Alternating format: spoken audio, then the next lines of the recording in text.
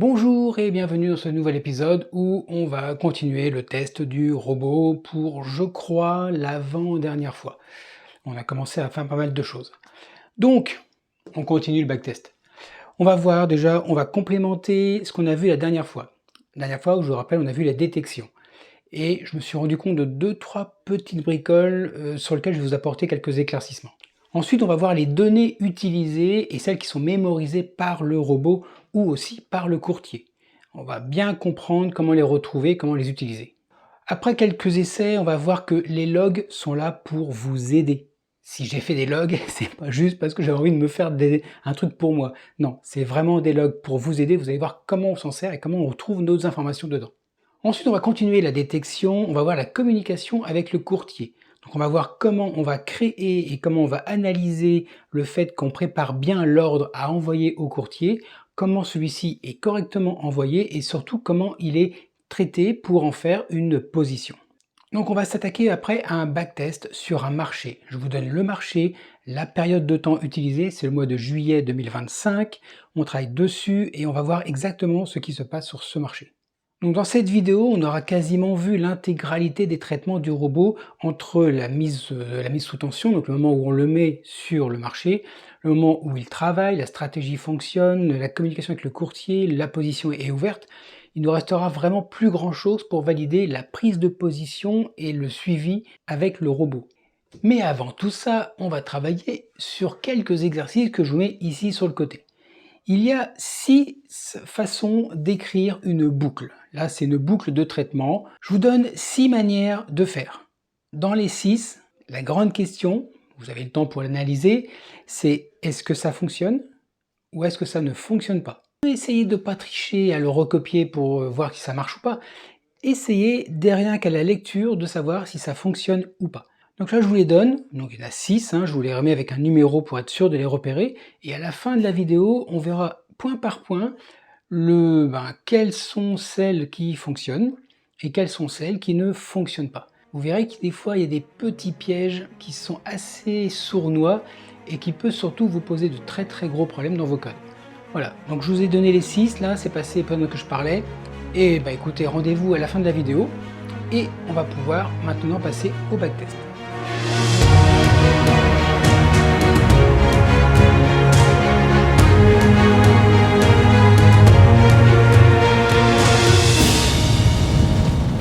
Alors on va commencer par un petit ajustement par rapport à la vidéo précédente. Ici, je vous ai mis en haut le marché tel qu'on le voit avec les horaires du marché. Et ici en bas, c'est le résultat du backtest avec le graphique évidemment. On voit qu'on a la même forme des moyennes mobiles, donc les indicateurs sont identiques, le marché est identique, et je me suis mis vraiment sur le croisement des moyennes mobiles le 2 juillet. Si on regarde bien, et je me suis rendu compte après quand j'ai visionné la vidéo, ici on voit qu'il est 21h59, alors qu'en bas, pendant le backtest, il est 21h. Alors pourquoi?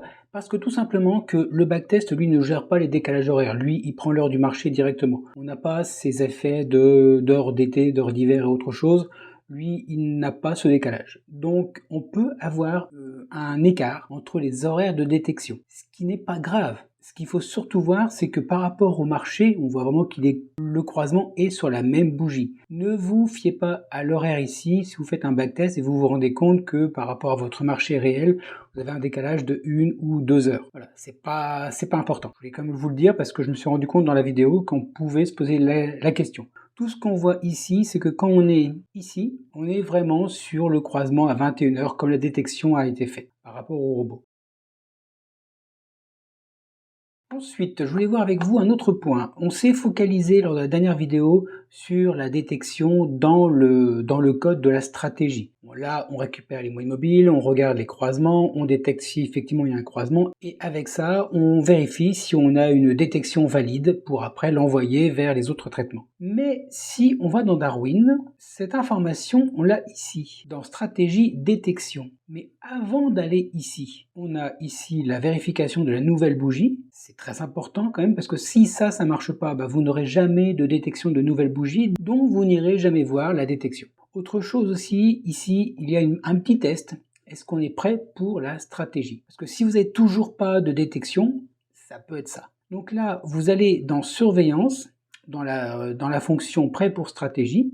Vous voyez qu'on fait avec un booléen, on récupère tous les contextes, tous les paramètres pour vérifier si effectivement on n'a pas un blocage quelque part. Moi, ce que je vous propose, c'est que avant tous ces traitements-là, vous faites un print, contexte général, donc entre guillemets, tac, égal, virgule, et on met ça. Bon, je vous en mets qu'un, hein, c'est juste pour l'exemple, mais vous voyez ici, vous allez afficher la vraie valeur du contexte général. Et puis après, la vraie valeur est à run. Puis après, les différentes données des paramètres. Pourquoi? Parce que si jamais vous avez des informations qui ne sont pas valides, vous aurez ici un retour qui va être faux. Et si on n'a pas un état prêt pour stratégie, on n'ira même pas vérifier la stratégie. Alors tous les prints que vous allez faire là, bon, vous les faites une fois pour tester cette partie-là.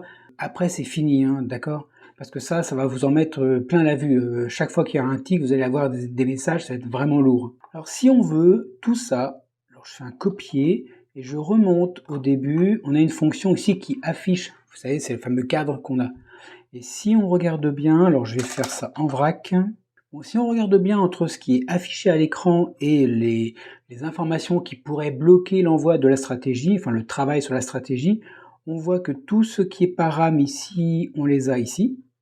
Donc, on peut s'en passer. Si les boutons sont rouges, ça veut dire que vous avez une information qui vous bloque. Par contre, ceux-là, les trois là, on ne les voit pas ici dans les boutons. Alors, même si quelque part, ça va généraliser, ça va récupérer les données, ça va synthétiser. Mais en tout cas, là, on ne les voit pas sur l'affichage.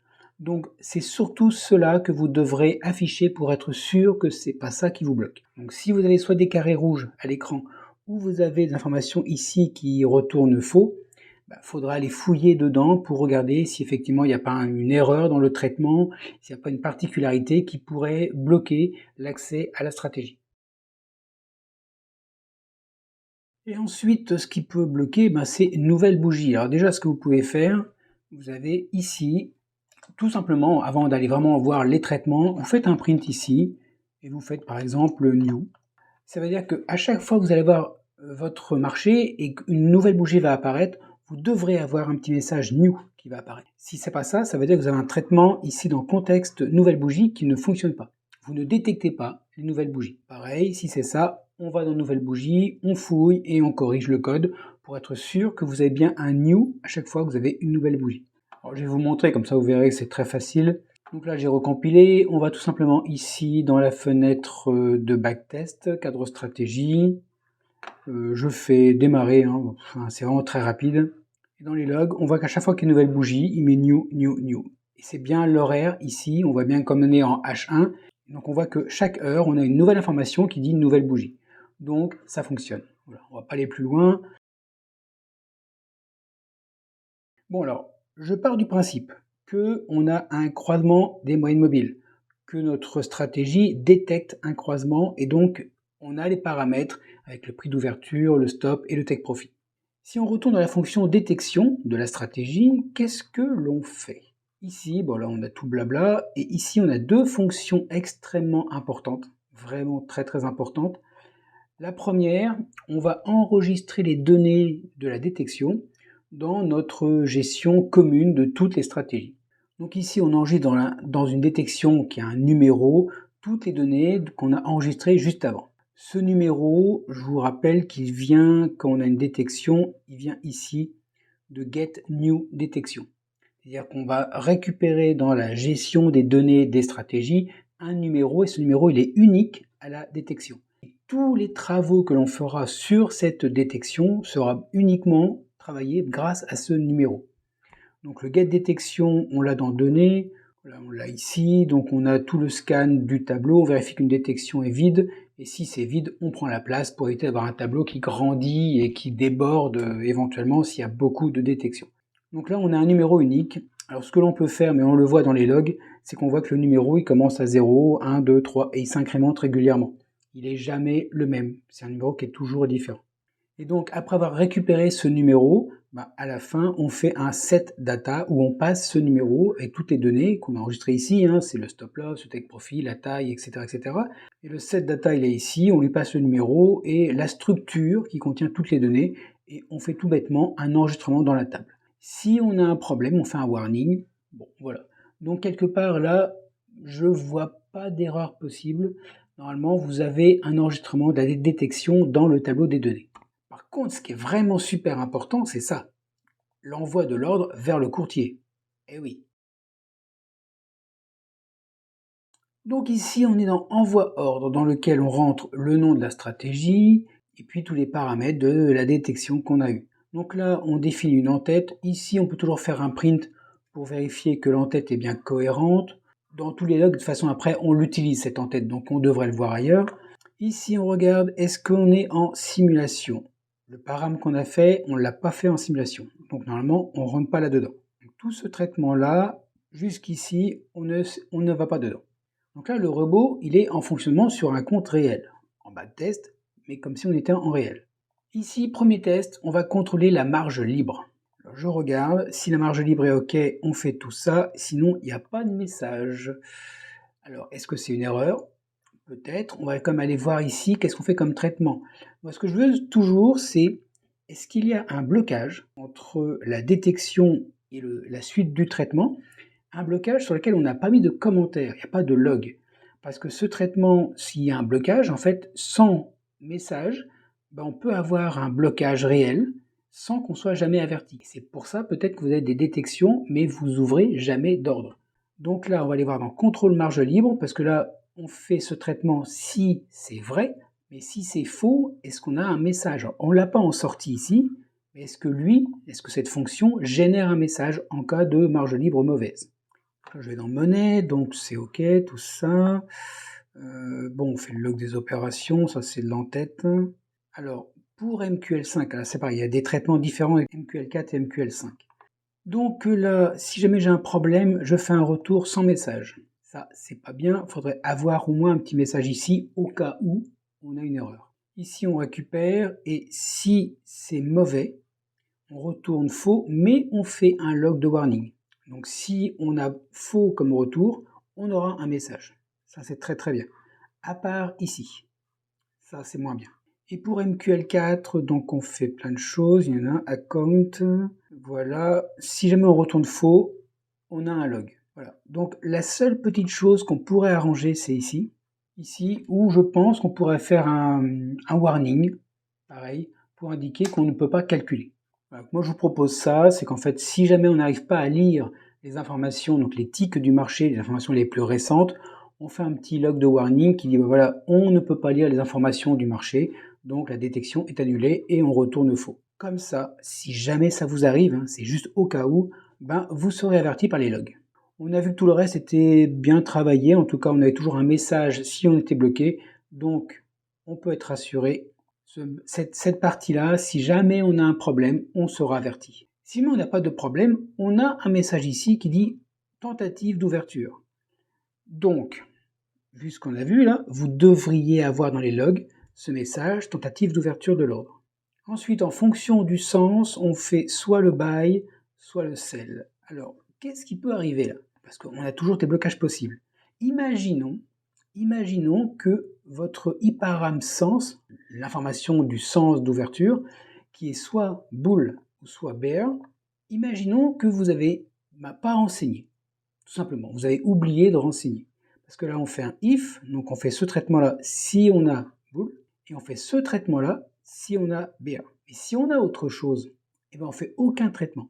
Et du coup, on va retourner faux sans jamais avertir. Donc ce que je vous propose, moi, c'est à la fin du else if ici, on rajoute un else, donc il va prendre tous les autres cas qui sont inattendus, et on va rajouter un petit warning qui dit, ben voilà, on a un défaut dans le sens d'ouverture de la position.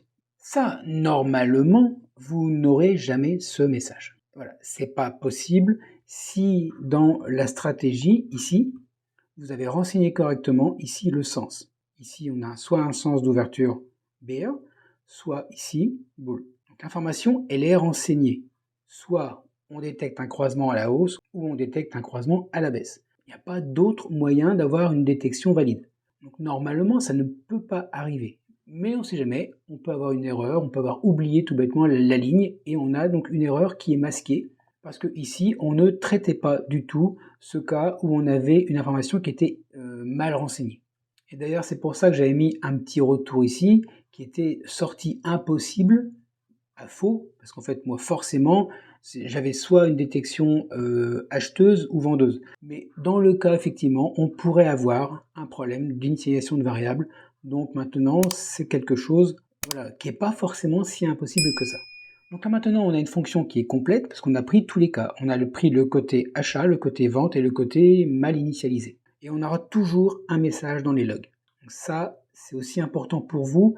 Pour débugger, c'est très très bien. C'est vrai que moi, je suis parti du principe que j'avais bien renseigné les choses. Mais bon, voilà, c'est toujours bien quand on débug, quand on commence de faire des messages, un peu trop de messages, et puis après, potentiellement, on peut les virer. On va commencer par l'ordre by. Qu'est-ce qu'on fait ici? Ben, tiens, ça vous dit quelque chose, ça? De nouveau, on refait une lecture des informations du marché et on n'a pas de log si jamais on a une erreur. Pareil, on reprend la même ligne que tout à l'heure. Donc là, on reprend le même message. J'ai retiré l'entête vraiment, mais bon, on fait lecture des informations de marché impossible et on aura le nom de la fonction où on a l'erreur. Ça va suffire. Et ce texte-là, je le mets, là je suis dans ordre by. Forcément, il y a de fortes chances que dans l'ordre cell, j'ai la même chose. Oh, étonnant! Allez, on copie, et comme ça, on a le même traitement entre les deux. Et on aura surtout un log si jamais on a un problème ici. Allez, je vais commencer l'ordre by, je vais continuer là-haut. Alors, on a ça. Ensuite, ici, on construit l'entête. Bon, pourquoi pas. Si on est MQL5, alors là, faites vraiment gaffe à ça. Le traitement MQL5 est un peu compliqué. Donc, du coup, j'en profite, je vous mets là à l'écran. Regardez bien que vous n'avez pas oublié un petit quelque chose. Parce que MQL5 est très très sensible et ce petit quelque chose, ça peut vous empêcher d'avoir un ordre qui est vraiment envoyé. Donc, regardez bien les choses, prenez le temps, parce que ça vaut le coup et ça serait couillon d'être embêté par un petit détail, une ligne qui a été oubliée par exemple, le type, tout bêtement. Voilà, ça peut être emmerdant. Donc regardez bien ça. Globalement, on met à zéro les fameux tableaux qui nous servent à faire des échanges avec le courtier. Après, on remplit le L request qui veut dire la demande, c'est la demande d'opération. Ensuite ici, alors là je fais le check parce que je voulais vraiment faire tout ce qui était recommandé par MetaTrader. Donc je fais le check, si jamais il y a une erreur, je mets un message. Ici, j'envoie, si jamais ça ne marche pas, j'ai un message. Ici, je regarde, est-ce que le deal s'est bien effectué? Sinon, j'ai un message. Le set ticket, ça c'est parce que j'enregistre le ticket dans la base de données de toutes les positions. Et si je suis un MQL4, c'est beaucoup plus facile vu qu'il y a une seule et unique commande. Et ici, donc si le ticket est supérieur à 0, ça veut dire qu'il est valide. Je l'enregistre. Comme on a vu sur MT5, il n'y a pas de problème, c'est ça. Et sinon, je fais un message. Donc là, a priori, il y a toujours un message. Et derrière, je fais l'information pour indiquer que le traitement est effectué. Donc dans cette fonction, et c'est pareil pour l'ordre cell, je vais quand même vérifier pour être sûr. Donc il y a tout le traitement, alors bien sûr, faites gaffe à ça.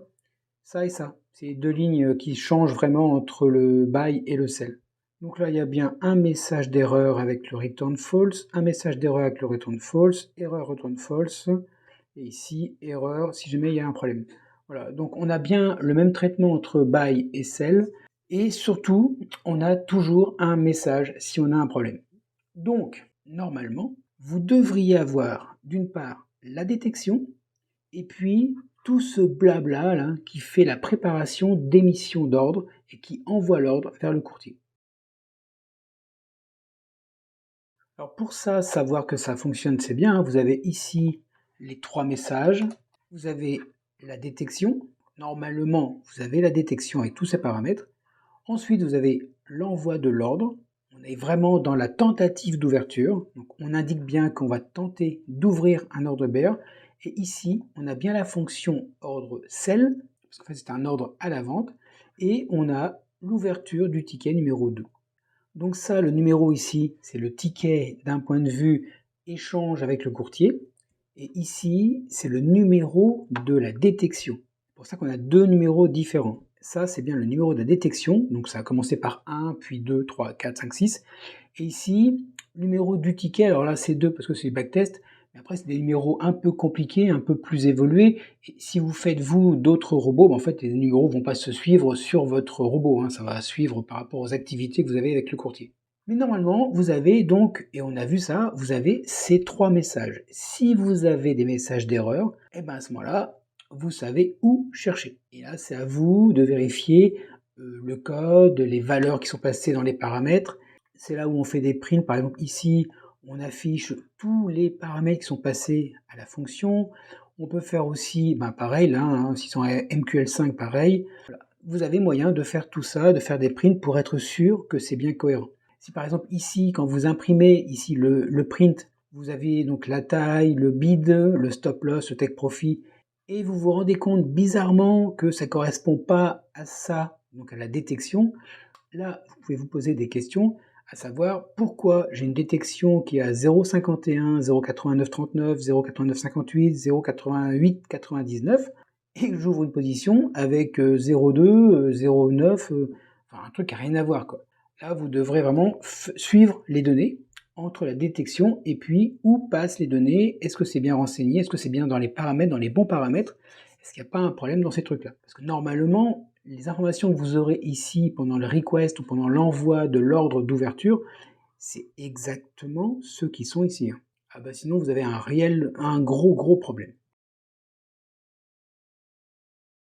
Alors normalement, ici, si je prends donc l'exemple pour MQL5, encore une fois, ici vous voyez qu'on a un get last error et un error to string. Ce error to string, je vous rappelle que c'est une fonction qui est un peu lourde, c'est pour ça que j'ai proposé en téléchargement. C'est dans Tool, et ce que j'ai fait au début, c'est une fonction qui est assez grosse, voilà, c'est celle-là, là, qui est vraiment très grosse. J'ai repris toutes les erreurs qui existaient pour MQL4, j'ai fait un case en fait. Ça veut dire que j'envoie error to string avec un numéro d'erreur, connu par la plateforme évidemment, et lui, par rapport à son code numérique, il va me sortir une chaîne de caractères. Donc généralement c'est le même jeu. J'aurais pu mettre un texte beaucoup plus éloquent, beaucoup plus détaillé. Pour l'instant, j'ai voulu faire quelque chose de très simple. Le nom ici, c'est bien celui que je reporte là.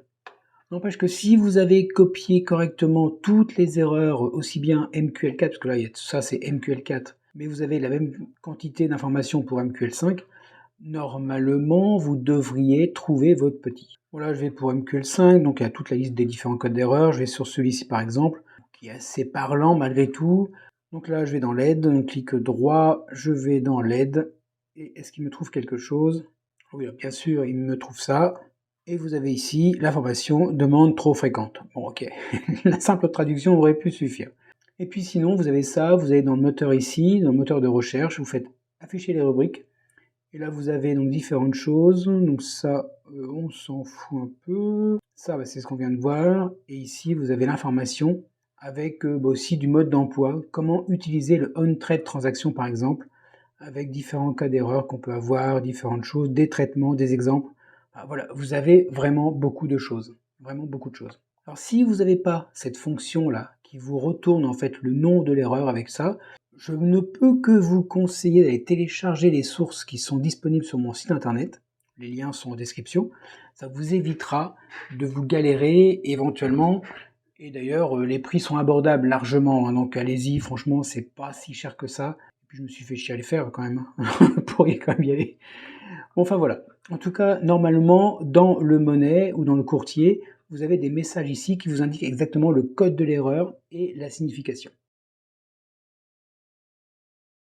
Donc, pour moi, à ce niveau-là, si vous avez fait tous les différents checks, vous devriez avoir les 3 logs qui vous indiquent la détection, l'envoi au courtier et théoriquement l'ouverture de la position, en tout cas celle qui est validée par le courtier.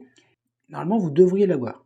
À la fin de tout ce traitement, normalement, vous avez un numéro de ticket qui est enregistré dans la base de données. Maintenant, on va travailler avec ce numéro de ticket. Parce que, en fait, l'ordre a été transformé en position. Je vous rappelle qu'un ordre, c'est une demande. On fait une demande au courtier pour ouvrir une position. On n'envoie pas une position, hein. On envoie une demande. C'est un ordre. Et puis, le courtier, potentiellement, il ouvre la position avec, normalement, tous les paramètres qu'on lui a donnés et il nous retourne un numéro de ticket. Ce ticket, c'est la position qui est ouverte sur le marché. Donc nous, dans le robot, on va avoir 2 numéros très importants. Le numéro de ticket. Ce numéro de ticket va permettre de gérer tout ce qui est à faire sur le marché. Et puis le numéro de la détection. Ce numéro de la détection, c'est simple, c'est là où on a moyen de récupérer toutes les données en lien avec la position. Alors on pourrait, je vous assure, on pourrait, avec le numéro du ticket, avoir tous les paramètres de la position. Prix d'ouverture, le stop, le take profit, la taille, tout est lié avec le ticket, normalement. Enfin, heureusement d'ailleurs, puisqu'en fait sinon le courtier ne saurait pas comment travailler. Donc toutes ces informations, on peut l'avoir en faisant des accès vers le courtier, en lui demandant quel est le prix d'ouverture, quel est le prix de clôture possible, quel est le take profit, quelle est la taille, etc., etc. Mais moi, je l'ai enregistré dans un bloc de données qui est sauvegardé et connu par le robot. Alors pourquoi? Parce que le robot, lui, peut avoir besoin d'autres informations. Par exemple, une information de pré-ouverture, ou bien des informations de coupure alternative, ou bien des informations complètement liées à la stratégie et qui peut être utile et que là, le courtier n'a même pas à savoir. Alors, il y a aussi quelque chose, bon ça je vous le donne, hein, c'est gratos, mais il y a beaucoup de traders qui sont persuadés que le courtier leur veut du mal, que le courtier surveille leur position, qui joue un peu avec les marchés, qui cherche à les avoir et tout ça, que s'il y a un stop là, ils vont jouer un peu sur le truc pour fermer l'ordre et tout ça. Perso, j'y crois pas. Je pense qu'ils ont autre chose à foutre. Perso, j'y crois pas. Mais dans le cas présent, vous pourriez par exemple ne pas avoir de stop déclaré chez le courtier. Moi, je vous le déconseille, mais je sais que j'ai des copains traders qui, eux, ne mettent jamais de stop chez le courtier. C'est leur robot ou leur analyse qui vont, eux, jouer. C'est eux qui vont faire le stop, manuellement, ou bien par un logiciel. Mais jamais, jamais, jamais le courtier n'aura l'information de où se trouve le stop. Comme ça, le courtier ne peut pas manipuler le marché pour déclencher un stop, par exemple. Bon, je trouve que c'est un peu de la paranoïa, mais bon, hein, écoutez, hein, tant pis pour eux. Surtout, moi perso, quand j'ai des stops qui ont été déclenchés, c'est parce que j'avais mal positionné mon stop ou parce que le marché, il parlait vraiment dans le mauvais sens. Donc ça m'a pas forcément gêné. En tout cas, voilà. Donc on pourrait avoir tout enregistré dans le robot et ne rien envoyer au courtier. Pourquoi pas? En tout cas, on a deux endroits pour stocker les informations. Des informations qui sont enregistrées vers le courtier parce qu'on veut que le marché soit au courant. Comme ça, si notre ordinateur se ferme, on sait que le marché a les infos et il pourra gérer la position tranquillement. Et toutes les informations liées à la stratégie, liées à la position sur lesquelles on pourra travailler. Donc deux numéros, position, détection. Donc pour finir sur ce sujet, on est sur la détection. Si on a une détection valide, on a été jusqu'à l'ouverture de la position, et sinon on n'a rien fait. Alors à partir de là, on a un petit problème. Alors ce problème, il est simple. C'est qu'on a le marché qui a sa propre vie. Voilà, les positions, on a créé, nous on sait qu'on l'a créée, mais on ne sait pas trop comment elle va être manipulée, comment elle va vivre sur le marché. Normalement, on s'attend à ce que ça ferme quand on est en take profit ou en stop. Mais, voilà, mais on ne sait jamais. Par exemple, vous pourriez arriver derrière et couper toutes les positions, manuellement. Le robot, lui, sera au courant de rien.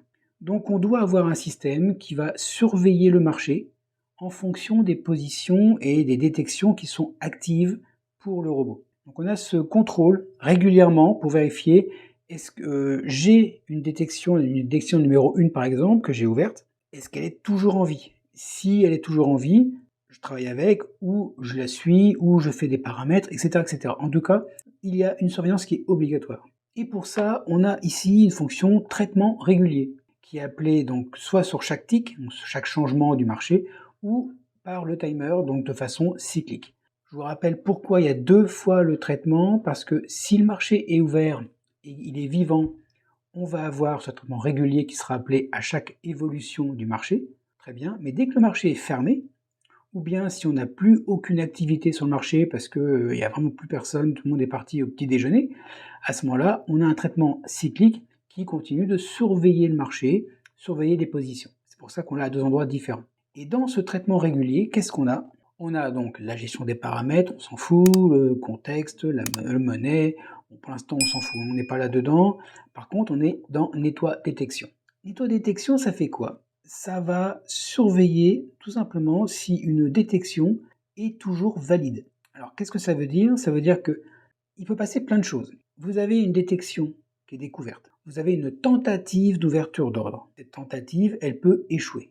À ce moment-là, à la fin de la bougie, ce que le robot fait, c'est qu'il va analyser est-ce que ma détection, j'ai bien une position qui est enregistrée. Est-ce que donc l'ouverture de l'ordre s'est bien déroulée? Est-ce que j'ai bien récupéré une position? Si j'ai une position en fonction de ma détection, à ce moment-là, c'est OK, je garde ma détection valide et je continue de la surveiller. Si par contre ma détection n'a pas de position ouverte, ça veut dire tout simplement que l'ouverture de l'ordre s'est mal déroulée, et que ma détection, je ne sais pas depuis combien de temps elle est ouverte. Est-ce que je dois la garder jusqu'à temps de l'ouvrir parce que je veux ouvrir cet ordre, mais au risque d'avoir le marché et ma détection, ma stratégie qui est devenue obsolète. Du coup, je risque d'ouvrir une position avec un stop qui va être complètement à l'ouest, avec une taille de lot complètement illogique, un marché qui a peut-être évolué très très fort, ça n'a pas de sens et c'est très dangereux. Donc à ce moment-là, je préfère annuler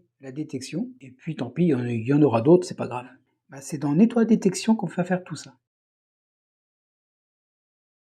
Et là, il y a un piège. J'ai plusieurs fonctions dans la stratégie qui en fait ne sont pas directement liées à la stratégie. C'est plutôt lié à la gestion des détections en fonction du marché. Et cette jonction entre le marché et la détection du robot se fait dans données. Parce que toutes les données sont stockées dans la classe données, pas dans la stratégie. La stratégie, c'est uniquement pour regarder avec les indicateurs est-ce que je déclenche une détection ou est-ce que potentiellement je fais des activités par rapport à ma détection, mais pas du tout le suivi avec la position ouverte ou pas. Ça, c'est dans données. Donc dès que j'appelle les fonctions, la get numéro de position, nettoie détection et coupure des positions, ces trois fonctions, c'est directement un appel à la fonction qui est dans données. Donc là, nettoie détection, qu'est-ce que ça fait? Ça fait une boucle. C'est que ça va boucler dans tous les éléments, dans toutes les détections qui sont enregistrées dans le tableau des données. Là, vous pourriez potentiellement, tout bêtement ici, faire un print avec l'indice du tableau et puis par exemple le numéro de détection, le numéro du ticket, par exemple. Pour regarder déjà si effectivement quand vous avez une nouvelle détection, vous avez ce tableau-là qui est renseigné avec une valeur en plus. Parce que vous allez le voir forcément.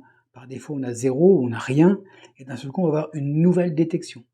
En plus, c'est ce que je vous avais dit ici, vous voyez, si la détection, donc si le robot a enregistré une détection avec un numéro de ticket, à ce moment-là, il va regarder en appelant donc la fonction de monnaie qui va gérer, elle, tous les échanges avec le courtier, est-ce que le ticket est en cours?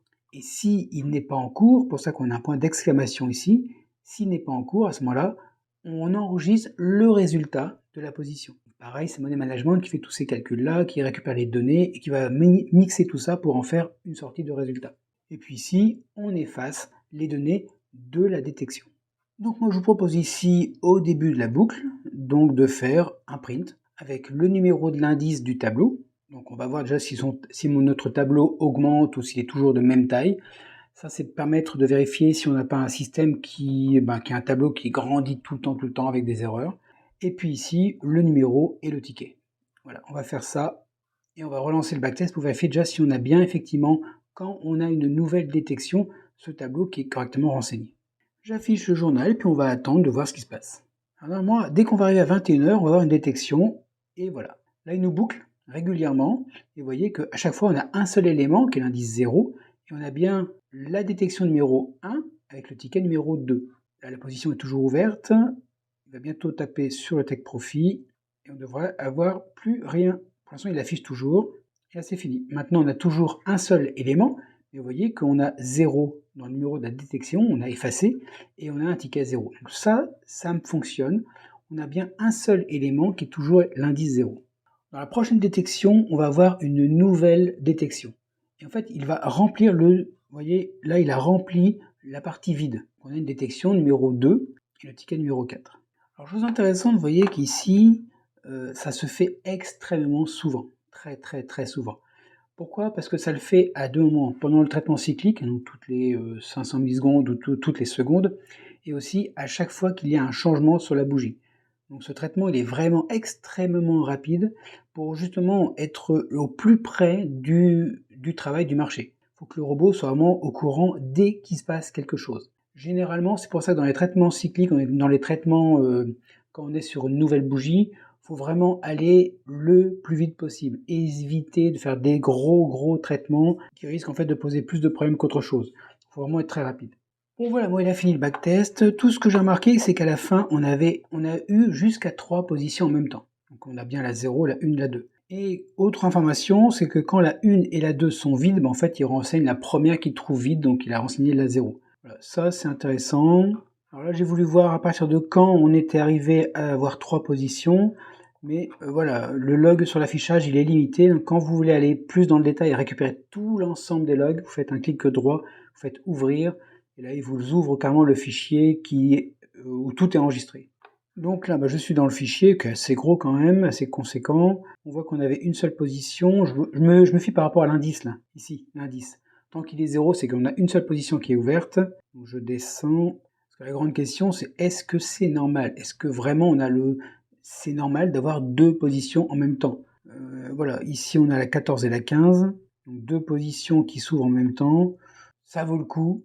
Ça vaut le coup d'ouvrir le marché sur cet horaire-là, donc le 30 à 7 heures, et regarder pourquoi j'avais une occasion de faire une double ouverture. Ça c'est très bien parce que j'en ai même eu une troisième, là pour l'instant c'est 0,1, donc les deux sont ouvertes en même temps. Et ici donc j'en avais 2, et là j'en ai eu 3, sauf que j'ai pas eu de détection. Donc là je ne comprends pas pourquoi il m'a ouvert quelque chose avec une détection mais il met 0. Donc pour ça, je vais dans les logs qui sont là. Donc il me fait une détection à 7 heures du matin. Bon, jusque là ça va. Et à 10 heures, celle-là elle m'intéresse. Pourquoi? Ah, la marge libre est trop faible. Détection annulée. Et ça c'est génial. Ça c'est génial. Pourquoi? Ça veut dire que j'ai bien un log. Donc j'ai bien ma création d'enveloppe de données prêt pour enregistrer toutes les données de la détection, que lui fait son check, qu'il a regardé que la marge était beaucoup trop faible, et il a annulé la détection. Donc j'ai bien mon tableau qui a grandi de 1, il n'a jamais été renseigné. En tout cas voilà, j'ai eu une information dans mes logs. Donc là, ça valide. Ce que je vois ici, avec mon print, comme ça à l'arrache, ici j'ai une question bizarre, mais mes logs sont bien là, et c'est vraiment génial, parce que leur but est d'apporter des réponses. Et là, j'ai ma réponse. Voilà, écoutez, pour cette vidéo, on va s'arrêter parce que c'est déjà une belle tartine. Après, on verra quoi? On verra le suivi. Normalement, là, vous devriez avoir des détections, des ouvertures de position, en tout cas quelque chose qui vous permet de suivre la vie de votre robot. Prochaine fois, ce sera peut-être la dernière vidéo. On regardera surtout le suivi, avec peut-être quelques paramètres autour des news, mais ça, je pense maintenant que vous avez vu un peu comment je travaille, comment j'analyse les différentes choses. Vous pourrez travailler et puis vous créer tout bêtement dans le backtest une date précise avec des news, avec des paramètres, avec un temps avant-après, et puis pister, mais vraiment pister exactement ce qui se passe au moment où vous avez cette news avec le temps avant, le temps après, avec une position ouverte. Vous faites une news par exemple pendant une position, là vous le savez, hein, quand ça ouvre et quand ça ferme. Vous mettez une news un petit peu avant, un petit peu pendant, un petit peu après, et vous verrez comment ça réagit. Bon, pour l'instant ça va.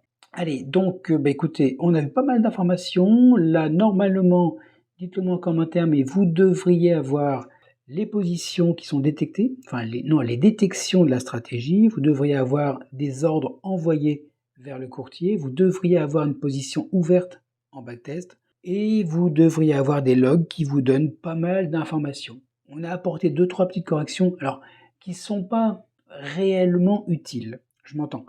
Elles ne sont pas réellement utiles parce qu'il n'y a pas d'incidence sur le fonctionnement. Par contre, effectivement, quand on débug, j'ai peut-être été un peu rapide sur le sujet, vaut mieux mettre à chaque fois qu'il y a un problème, mettre un message dans les logs, ils sont là pour ça. En tout cas, pour l'instant, c'est bon, donc n'oubliez pas, hein, vous mettez des commentaires, surtout si vous avez des questions, n'hésitez pas. J'ai quasiment 0 commentaire. Ça veut dire, moi je pars du principe, si j'ai 0 commentaire, c'est que ça marche. Voilà, donc je vois pas trop les sujets des vidéos. Là, j'ai arrêté toutes mes vidéos sur le trading parce que je veux vraiment répondre à vos problèmes. Mais si vraiment vous avez aucun commentaire, c'est que pour moi ça fonctionne. Donc les vidéos de debug, je suis le seul à les regarder ou quoi? Bon allez, en tout cas, à très bientôt. Bon voilà, vous voyez qu'on a pas mal avancé, c'est vraiment concret maintenant. Franchement, je vous le redis encore une fois, mais si vraiment vous avez encore des questions à ce niveau-là de debug du robot, n'hésitez pas, vous les posez en commentaire. Vous les posez et comme je vous ai dit, je vous ferai une vidéo spécifique pour répondre à toutes vos questions, pour essayer de vous débloquer si vraiment, vraiment vous êtes coincé. Mais n'hésitez pas, vous posez vos questions. Maintenant, je vous ai donné environ 6 exercices au tout début pour me dire si ça fonctionne ou pas. Donc, je me décale, je vous le remets ici. Alors, premier exemple, qu'est-ce qui se passe là? Déjà, premier exemple, qu'est-ce qu'on fait? On déclare i. On déclare un entier qui va nous servir dans la boucle. Juste après, on fait la boucle. La boucle, c'est simple, on fait le for, donc on définit le début de la boucle, quelles sont les conditions que l'on va avoir au début de la boucle, quelles sont les différentes actions qui vont définir la fin de la boucle, et le petit traitement à la fin de chaque boucle que l'on va faire. Ici, on voit qu'on commence avec la valeur 0, on met 0 dans i. Ensuite, on va rester dans la boucle tant que i sera inférieur à 10. Et à la fin de chaque itération, on va faire i égale i plus 1. Donc le i++, ça fait ça, hein, i égale i plus 1. Donc on va commencer avec une boucle à 0, puis 1, 2, 3, 4, 5, 6, 7, 8, 9. Là, après l'itération où la valeur vaut 9, on va passer à i égale i plus 1, donc 10. Est-ce que i est inférieur à 10? Non, donc on sort de la boucle. Voilà. Donc cet exemple-là fonctionne très très bien, c'est généralement ce qui est fait. Ici, on a un deuxième exemple qui ressemble vraiment très très fortement au premier. Qu'est-ce qu'on a comme différence? C'est qu'en fait, au lieu de déclarer i à l'extérieur de la boucle, on le déclare en même temps qu'on prépare la boucle. Donc le int i est vraiment au niveau de la déclaration. Est-ce que ça marche? Eh ben oui. Oui, pourquoi? Parce que la boucle est un élément à part entière. Ça commence par le for, avec éventuellement parenthèse ouvrante, parenthèse fermante, s'il y a pas mal de traitements à faire. Et tout ça, c'est un bloc qui est unique. C'est un bloc déclaratif. Et dans ce bloc-là, on va créer i, donc on va vraiment le créer au moment où on rentre dans la boucle. Donc, dans la boucle, i va être connu, et dès qu'on sort de la boucle, attention, dès qu'on sort de la boucle, i n'est plus connu. i est uniquement une existence dans le cadre de la boucle. Alors que quand i est déclaré à l'extérieur de la boucle, i est visible même quand on est sorti de la boucle.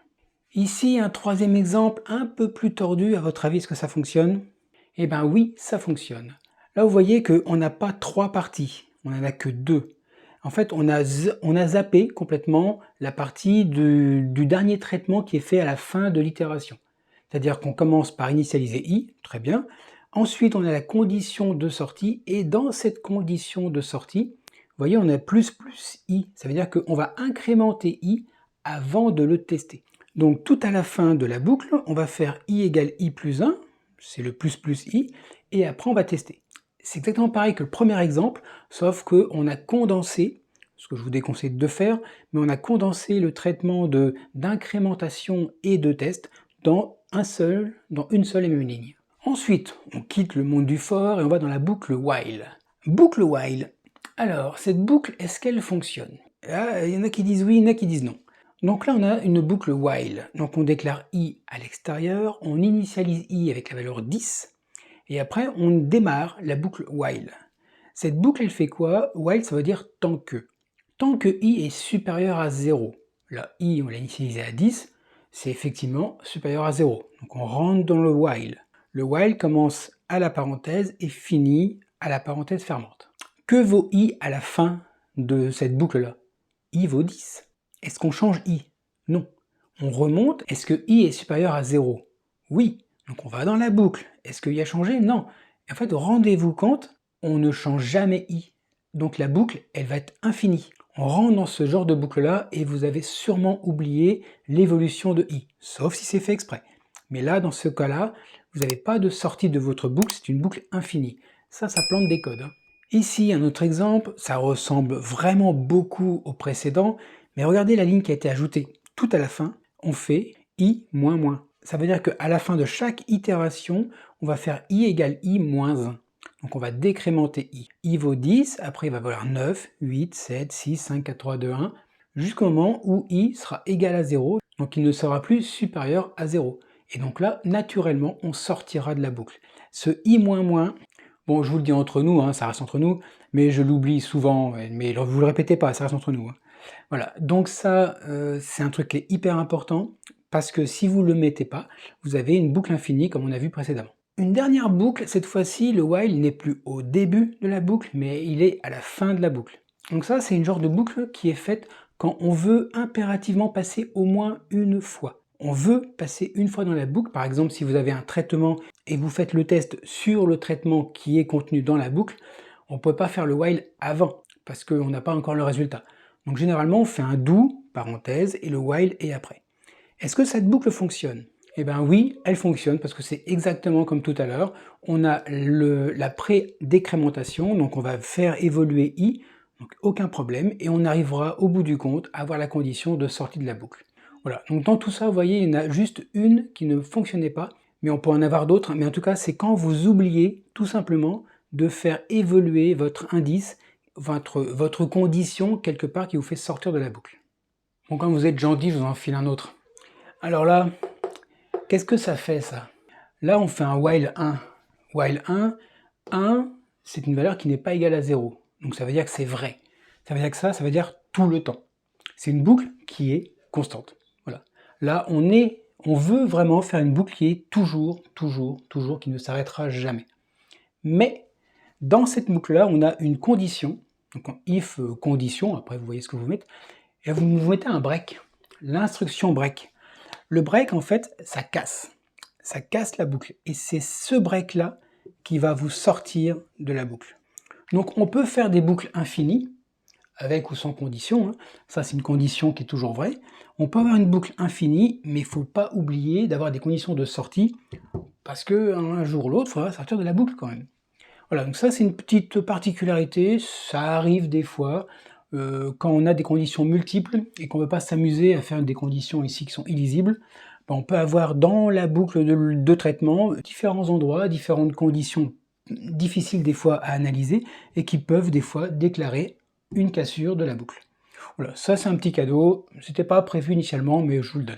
Bon voilà, en tout cas c'est une belle vidéo encore, j'espère que vous avez appris quelques petites bricoles, ça peut toujours vous servir. Nous, on se revoit la prochaine vidéo. La prochaine vidéo, je crois que ce sera la dernière parce qu'on aura vu quasiment tout ce qu'il faut pour aller jusque à la clôture et au calcul des résultats, parce que ça, c'est quand même très important. Donc on va continuer le backtest, on va relancer encore, toujours dans le même mois, le même marché, hein, pour être sûr. Et puis on va regarder tout ce qui se passe et comment on arrive à débugger ou à valider les traitements qui vont jusqu'à la fermeture de la position et au calcul des résultats. Et puis la dernière vidéo sur le debug, parce que je pense qu'après on aura fait le tour, ça sera par rapport à vos questions-réponses. Voilà, donc maintenant il est temps pour vous, comme vous savez, hein, vous partagez, vous likez, vous abonnez, vous commentez, vous relikez parce que c'est trop bien. Allez, sur ce, à très bientôt.